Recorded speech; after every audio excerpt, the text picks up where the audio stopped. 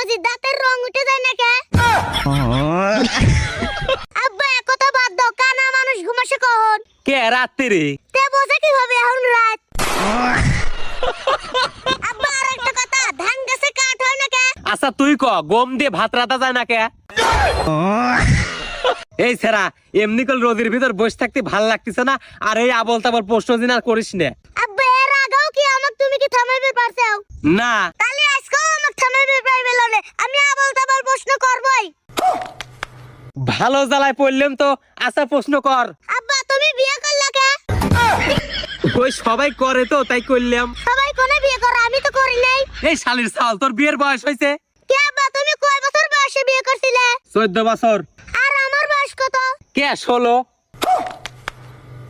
তাহলে আমাকে বিয়ে দিচ্ছ না কে?